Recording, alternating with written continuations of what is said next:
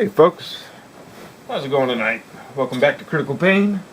I am Critical and this is going to be painful.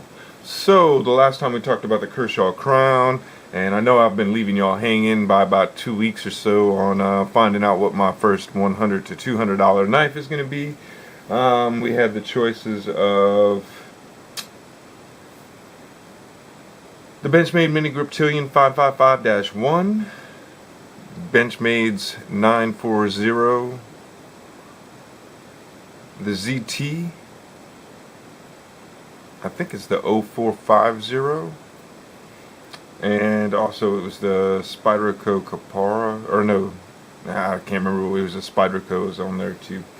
Anyway, it wasn't the Spyderco I got, spoiler alert.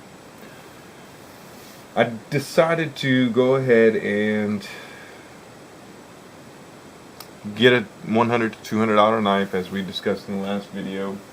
And before I show it to you, I'm going to tell you a little story about it. I decided to get a knife from, or I saw a deal on eBay. I didn't decide. I saw a really good deal on eBay.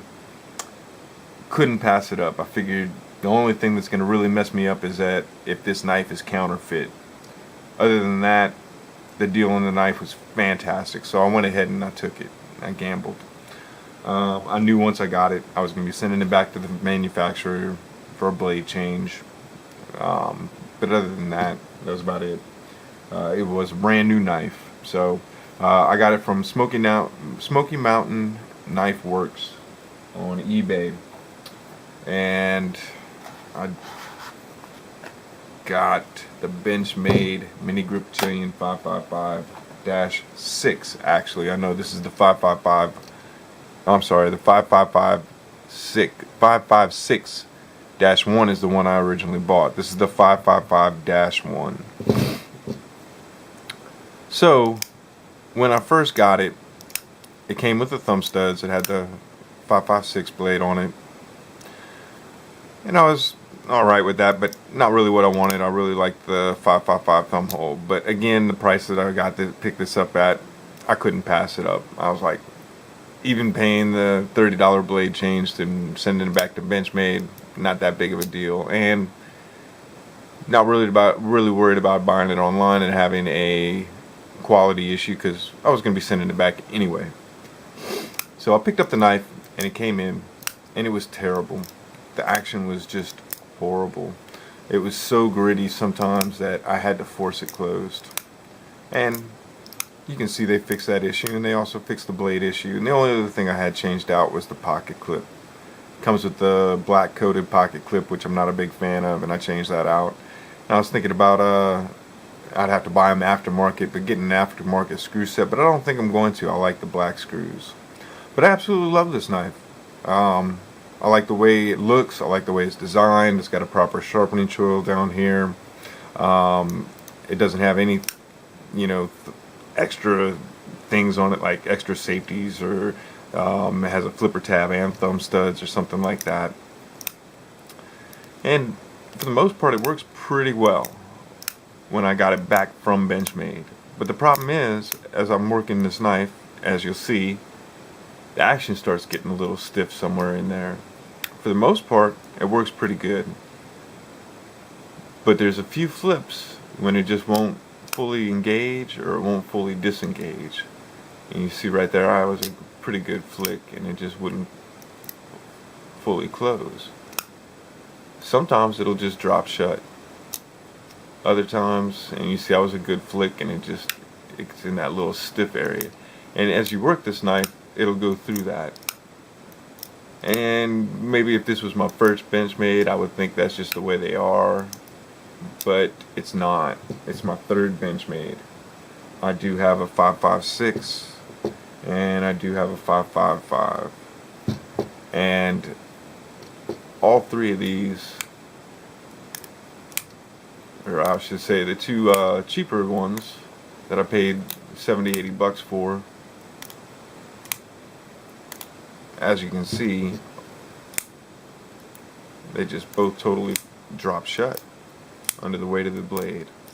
And it just has not been my experience with the 555. Like, so I am most likely, and I don't want to try and put a hit on Benchmade. I absolutely love the knife. I love the Mini-Griptillian. As you can see, I've got 3 of them right here, and I'm considering getting the 4th one. I'm going to get the 557 as well because it's got the Tonto blade. Don't have that particular one in my collection. So, yeah. I am most likely going to call Benchmade on Monday and see about shipping it back and see if we can get that little problem fixed. But I figured I didn't want to make y'all wait for the video any longer. And like I said, the reason I don't think that it got caught is maybe I didn't interpret I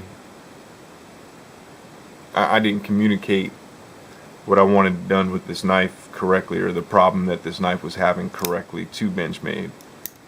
And that might be my fault. And he might not have found the problem because it might have been in this loose cycle when he put it back together. And I imagine he's putting back together a few hundred knives in a day. So, yeah. Is what it is. Sorry about the text message there, folks. So, yeah. That's the one I decided to go with. And most likely just going to end up sending it back to Benchmade on Monday and see if we can get that little thing taken care of, and I will definitely update y'all and let y'all know how all that works out, what they say on the phone and all that other stuff.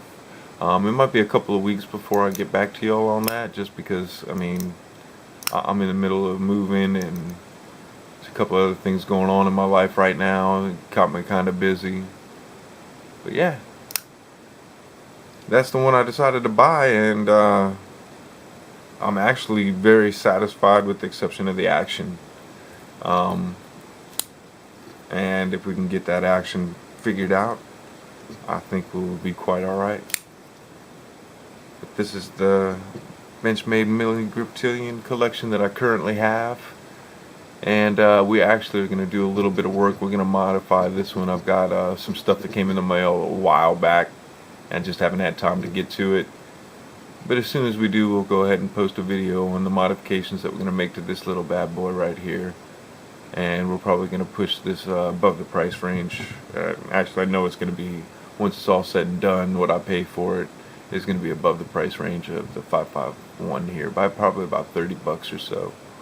By the retail price of it anyway. What I paid for it will probably be about 70 or 80 bucks higher. So, but anyway, thanks for joining me tonight. If you did, sorry for leaving y'all so hanging. I'm sure there wasn't too many of y'all that watched or anything like that. I didn't get a whole bunch of subscriber views or anything like that. So, but thanks for tuning in to Critical Pain, and hopefully we'll see you maybe a couple of weeks, maybe another month from now. I'm going to try and start putting these videos out a little bit more often, but until I can get settled and into a nice routine, they're going to kind of be, you know, here and there. But we'll get to it. We'll get to it. Anyway, thanks again for tuning in. I wish you all the best. Have a great night.